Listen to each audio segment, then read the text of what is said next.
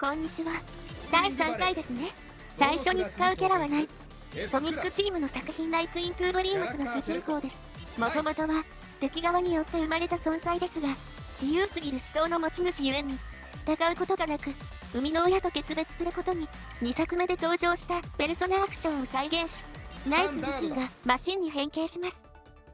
ステータスはバランスがいい配置で、どのカスタムでも活躍が見込めます。コースに合わせてオールマイティにこなしましょう。コースはスプリングバレー1作目のステージですね。飛行機パートが大半を占める非常に珍しい構成になっています。3周ほぼ共通の場所を通り、中盤のトンネル内は原作のボス戦を再現したエリアになっており、周回ごとに違う場所に行きます。リングをくぐると加速するので、基本はこれに従って動きます。またたまに向いている岩とかでリスクブーストするとより加速しますので、できる人は狙ってみましょう。ナイツに乗っているのはナイトピアンというキャラで、実はソニックのチャオの原案のような存在です。遊ぶ機会があったらピアンを眺めてみるのも面白いと思いますよ。1周目にワープするのはキルビングの部屋ですね。分かりやすいように花や壁があり、これでリスクブーストが狙えます。どんどん加速していきましょう。エリア後半左の方にキボックスが、中身はスーパーグローブです。一定時間何度でも攻撃を防いでくれる便利アイテムなので、1位の時は必ず取りましょう。ワープした先はボートです。早速左右に分岐しますが、右のジャンプ台から飛んで、さらに右のジャンプ台から飛行機に行くのが最短ルートです。左だとしばらくボートで遠回りなので注意。飛行機になる前にキボックスが拾えて、中身はラッチコンカー3つです。1位じゃなくてもこれで逆転を狙いましょう。2周目前半は1周目より障害物の配置が変わっているくらいなので、原作の話でもナイツはセガサターンが最初の作品なのですが、実はその時に限定的に作られたソフトで、ソニックがナイツの世界を冒険するコラボ作品があります。限定とはいえゲーム機同梱で大量に出回ったので、今でも中古で安く手に入ります。機会がありましたら紹介動画を作りたいですね。逆にソニックの方にナイツが来るのもそこそこあって、結構見覚えがあるのではないでしょうか。2周目はパフィーの部屋に行きます。今回も障害物を利用してリスクブーストしましょう。一面壁で塞がれていますが、パフィーが体当たりで壊してくれるので、それを追いかければ大丈夫です。出口にはお茶マプよ3つが置いてあります。後続が引っかかるようにワープを設置してしまいましょう。ここから先またしばらく同じなので、原作の話です。そもそもどんな作品かというと、横に勢いよく飛んでいくナイツを操り、リングを連続で通ったりトリックを混ぜてスコアを稼ぎつつ、イデアパレスというゲートのようなものを通ればクリアです。ボス戦はそれぞれのアクションを駆使して弱点に攻撃することで戦います。ランクを稼ぐためにあえて数周することやたくさんテクニックを入れることも大事になってきます。ストーリーとしてはタイトルの通り、夢の世界の物語、悪夢で支配する敵を倒して希望のある夢を取り戻します。作品はサターン以外に Wii でも1作出ましたが、それ以降は出ておらず、この作品を除くとソニックランナーズが最後です。当時のスタッフは退社かソニック側で忙しいので、復刻や新作は望みが薄いですね。3周目はワイズマンの部屋です。岩が波打つように動いていますが、リスクブーストが狙えます。ただかなり難しいので、普通に進んだ方が無難だと思います。動画でも失敗ばっかですし。途中左の方にキボックスがありますが、中身はアイスボール6個。使いにくいので無理して取る必要はないですかね。最後に話しておきたいのですが、原作の入手についてです。なんとスペちゃんとかと同じで権利か何かの問題で配信終了しています。 PS3 はセーフだったという、結構ゲーム性が面白く演出とかも良い作品なんですが、今遊ぶとなるとかなり入手難易度が高いです。どこかで復刻してくれると嬉しいのですが、独走してるのでせっかくだから左ルートをお見せします。では勝利演出と必殺技を見て次に行きましょう。あ、車形態が出てませんが選択画面で見れたので個別で映像は用意していません。危険飛行でブースト発動1位だ。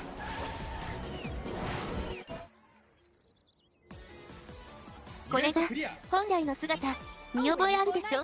ちなみに前作だとスタート地点で旗振ってました。必殺技はドリルダッシュ、体当たりで攻撃。使いにくいですが原作再現としては満点です。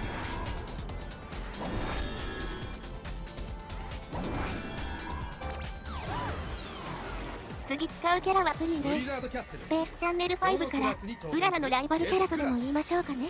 元アイドルでギターが得意です。ちなみにうららより年下ですがリポーター歴は上だったりします。ステータスはカスタマイズがどれでもうららよりもスピードが高くなりがちですね。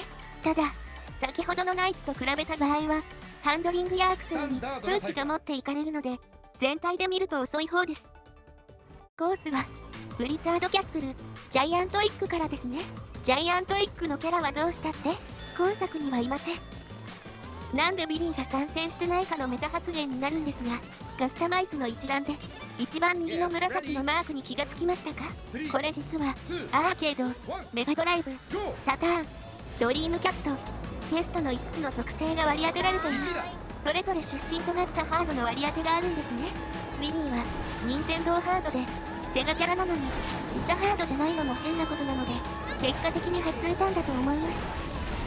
ちょっと脱線しましたがコースの特徴はカーブが多めのコースですね。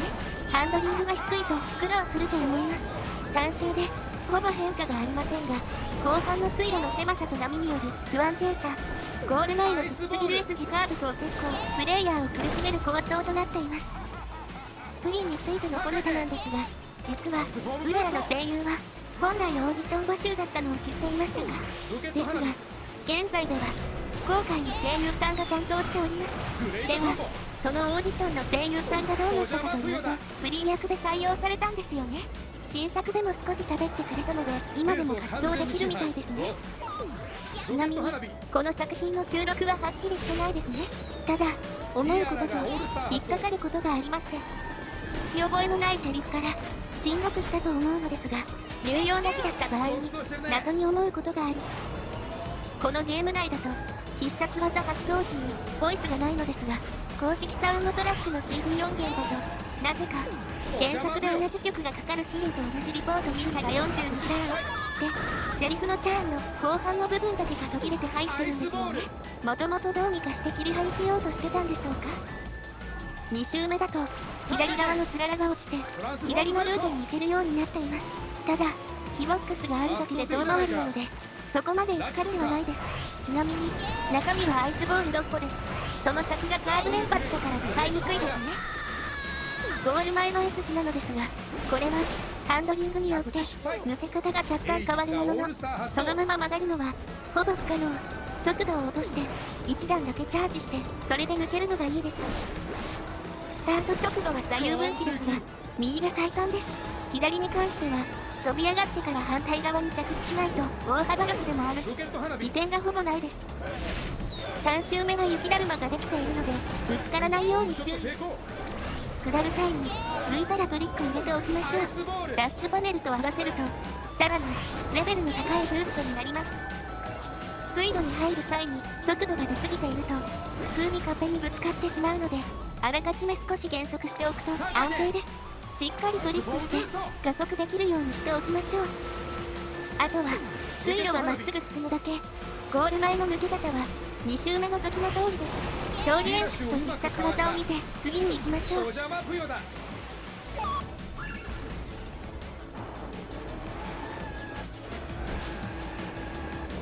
ラジコンカーワンダフル1位だ。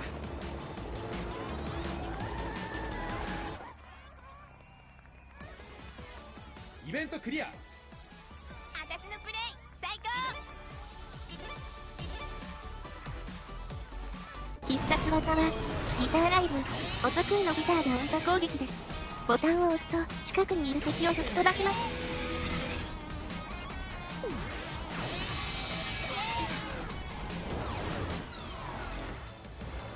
次使うキャラはガム。ジェットセットラジオの初期メンバーでは唯一の女性キャラです。2作目にしてついに参戦。原作ではスコアが高い反面体力の低さやストストックできる缶の数が少ないと使いにくい上級者向けキャラですが、今作ではスピードとブーストがどのステータスでも一定以上あり、速度を出したいけどアクセルやハンドリングが極端に低いのは無理って人でも入門で使えるハイスピードキャラになっています。コースは渋谷超サーキット、1周目と2周目が完全に同じ構成になっていて、3周目だけ違います。先に言っておくのですが、原作ではこんなとこありません。しかも最初に映ったタンクに関しては小金町という場所にあります。よって作品をイメージしただけのマップと言えますね。ビルを走ったり高速道路を走ったりと都心でレースしたらこんな感じだよねという発想が詰まっている面白いコースです。ちなみに英語版ではグラフィティシティという名前になっています。どこなのかはっきりしていませんと思いきや背景に渋谷町とか道玄坂とか書いてあるので結局地名バレしてるんですが、サーキットというのも謎ですが、まあこれは原作のノリみたいなのを尊重するなら走れる場所が俺たちのサーキットだみたいなことなんでしょう。背景のところどころにキャラクターがいたりいろいろなグラフィティが描かれています。もちろんキャラは他の場所でもいたのですが、落書きがあるのはこの作品ならではですね。いろいろ探してみると面白いコースですよ。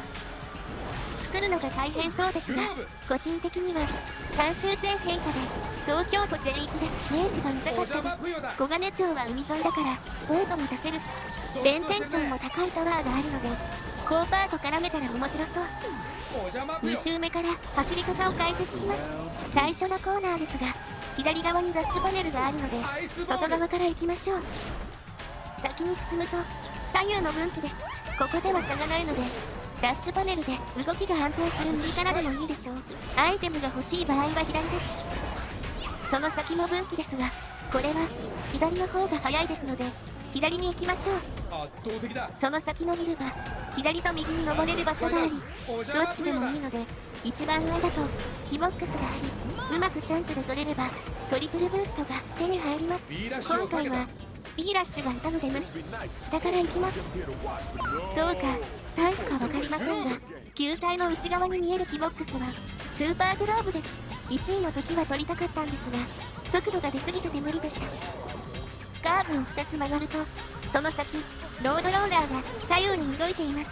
接触するとスピンするので回避する必要がありますが、グローブがある場合はそのまま通れます。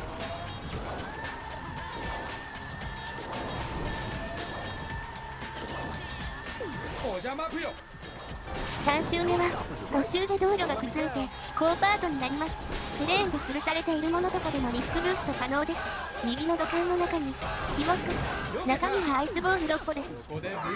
その先で左の方に向かうと鉄骨の横にキボックスが、中身はラジコンカー3つです。土管は地形的に攻撃防げるかもしれませんが、こっちを取るのを優先した方がいいですね。看板やビルがたくさんあるのでこれを使ってリスクブーストで加速していきます。今回はあんまりうまくいってないですね。駅は左側がエンコースです。あとは道路を進めばゴール、勝利演出と必殺技を見て次に行きましょう。トランスフォームブースト。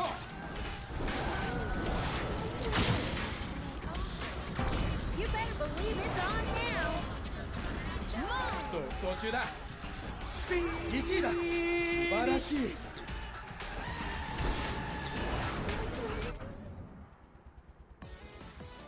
イベントクリア。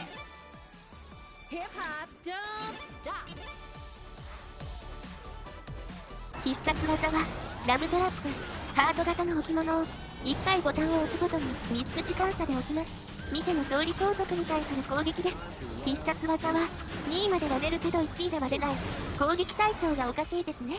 一応使った時点で無敵かつ加速しますけど、そういえば水がないコースだったのでモード形態を見せておきます。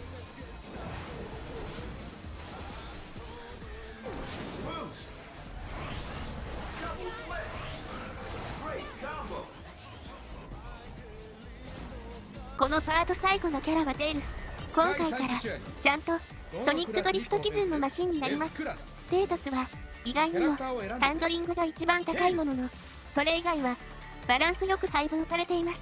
幅が広くハンドリングのおかげでコースを選ばず活躍できると意外と強いです。スタンダードなタイプだ。コースはスカイサンクチュアリ、ソニックジェネレーションズに続き HD 画質で描かれます。高パートがとても長いのが特徴ですね。1周目と3周目で同じ場所を通ります。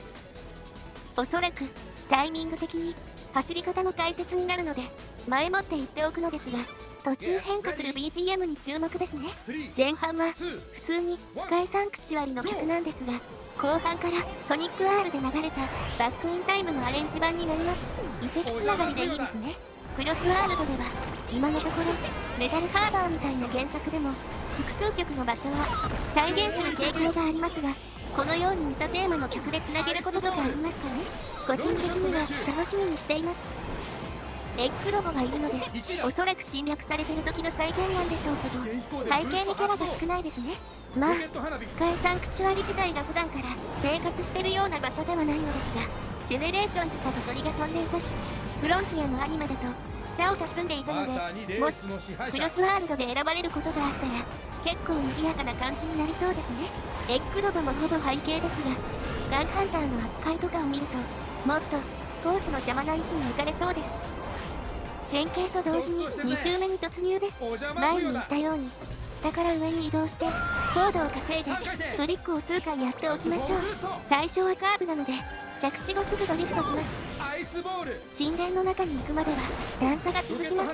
無理があるか猶予がなさすぎるためほとんどドリフトしなくていいです。下ルートもありますが上で大丈夫です。ただ今回は結果論としてはやり過ごしたものの、相手が上に居座った上にオールスターで攻撃してきたので判断としては間違いかも。長い廊下です。ジェネレーションズと違ってグラインドができませんがドリフトが同じく可能です。しっかり貯めておきましょう。余裕あるのでここで解説。必殺技はドローンショット、小型のトルネードを抜き出してそこからミサイルを打ち出して攻撃です。正面に2発素早く攻撃しますが誘導はないです。射程は長いのでしっかり狙ってから撃ちましょう。3周目から再び高パートに戻ります。1周目との違いがないです。2周目の場所を2回使えばジェネレーションズの時の床崩れとか再現できて変化が楽しめたのを考えると惜しいですね。神殿というだけあってあちこちに柱があるのでリスクブーストしておきましょう。あまり動きは大きくないし位置も厄介ではないですが、一応エッグロバもいるのでぶつからないように注意。この先上と下に分かれていますが、下に行く手間の割には特に得られるものもないので普通に上でいいです。一応下に行くと障害物が多いためリスクブーストが多めにできるメリットはありますが、確実にできる保証もないし、何より上なら普通にダッシュゾーンがあるんですよね。トンネル通ってますが1周目しかキボックスがないので3周目で通る意味は薄いです。あとはそのまま進むとゴール、勝利演出とこのコースで出なかったボード形態を見て終わりましょう。ご視聴ありがとうございました。役に立った、楽しめたらぜひチャンネル登録と高評価もよろしくお願いしますね。今とこれからはレーシング作品の攻略や振り返りをしますが、これ以前にも歴代ソニック作品の攻略を多数上げています。興味があればチャンネルトップや概要欄から見たい作品を探してみてくださいね。また次回の動画でお会いしましょう。